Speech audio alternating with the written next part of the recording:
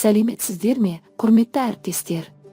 Бүгін сіздерге Жетісу облысы Панфилов ауданы көлемінде өткен білім беруде қолданылатын цифрлық технологиялардың тиімділігі тақырыбындағы аудандық семинар туралы қысқаша ақпарат ұсынамын. Аталған семинар 2026 жылғы 5 қаңтар күні Жаркент қаласындағы Ыбырай Алтынсарин атындағы орта мектебінде өтті.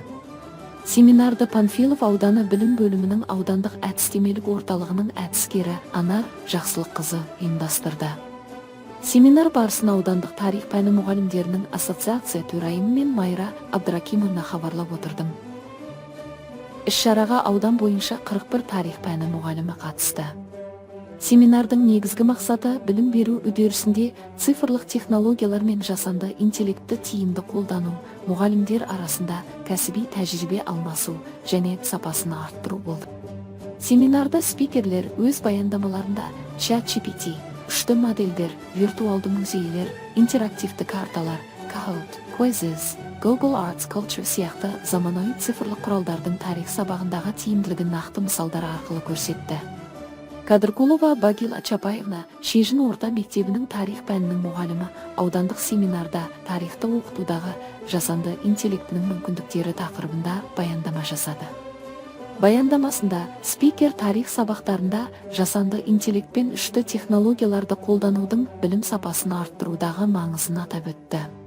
Оқушылардың тарихи материалды қабылдауын жеңілдету, абстрактілі ұғымдарды көрнекі түрде түсіндіру мақсатында Gemini, Mosaic, 3D, Notebook, Canva Magic Studio, Gana сияқты заманауи цифрлық платформалардың мүмкіндіктерін нақты мысалдармен көрсетті.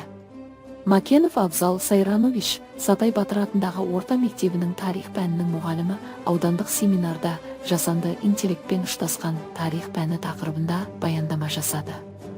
Баяндамасында тарих пәнін оқытуда жасанды интеллект технологияларын қолданудың әдістемелік мүмкіндіктеріне тоқталды. Тарихи материалды меңгертуде Chat, Google Arts Culture, Kahoot, Quizzes, тарихи карталарды құрастыруға арналған цифрлық құралдарды пайдалану арқылы оқушылардың қызығушылығы мен танымдық белсенділігін арттыру жолдарын көрсетті. Сонымен қатар баяндамашы жасанды интеллект негізінде жеке оқыту, топтық зерттеу жұмыстары, кері байланысты жедел ұйымдастырудың тиімділігін атап өтті. Керімбекова Меруерт Жандарбековна Даниш Рақышұлы атындағы орта мектебінің тарих пәнінің мұғалімі аудандық семинарда тарих пәнін оқытудағы цифрлық әдістердің тиімділігі тақырыбында баяндама жасады. Баяндамасында тарих сабағында цифрлық технологияларды қолданудың оқушылардың білімді меңгеру сапасына тигізетін әсеріне тоқталды. Атап айтқанда виртуалды, VR және толықтырылған шындық технологиялары арқылы тарихи нысандарды 3 форматты көрсету, оқушылардың тарихи оқиғаларды эмоционалдық тұрғыда қабылдауын арттыру мүмкіндіктері көрсетілді. Баситова Гүлнесям Баситовна Жамбыл атындағы орта мектебінің тарих пәнінің мұғалімі аудандық семинарда мұғалімнің цифрлық құзыреттілігі білім сапасының кепілі тақырыбында баяндама жасады. Спикер мұғалімнің цифрлық құзыреттілігін арттыру білім беру сапасын қамтамасыз етудің негізгі шарттарының бірі екенін атап өтті. Цифрлық құзыреттіліктің мәні, оның техникалық, ақпараттық және педагогикалық компоненттері жан-жақты талданып, оқыту үдерісіне тигізетін оң әсері көрсетілді. Байсултанова Ақбаян Тоқтарбекқызы Үшарал орта мектебінің тарих пәнінің мұғалімі аудандық семинарда цифрлық ғасырдағы тарих оқушыны қызықтырудың жаңа жолдары тақырыбында баяндама жасады. Ол цифрлық дәуір жағдайында тарих пәнін оқытудың мазмұны мен әдістемесін жаңартудың маңыздылығына тоқталды.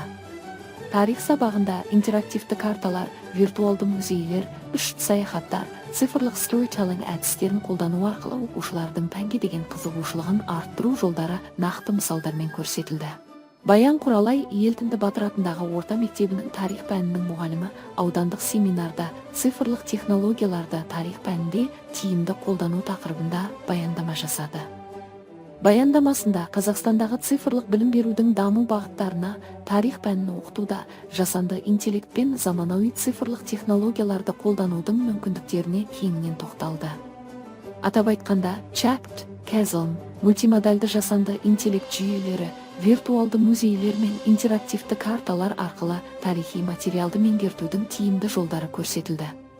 Сонымен қатар баяндамашы ауыл мектептерінде Starlink спутниктік интернетінің енгізілуі цифрлық білім беру ресурстарына қолжетімділікті арттырып, тарих пәнін оқыту сапасын жақсартуға ықпал етіп отырғанын атап өтті.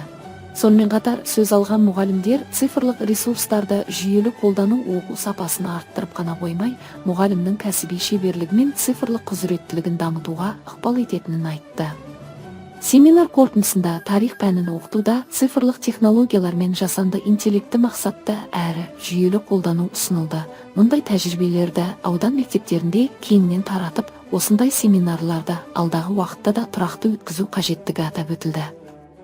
Қорытындылай келе, аталған семинар өз мақсатына толық жетіп, мұғалімдер үшін пайдалы тәжірибе алмасу алаңына айналды.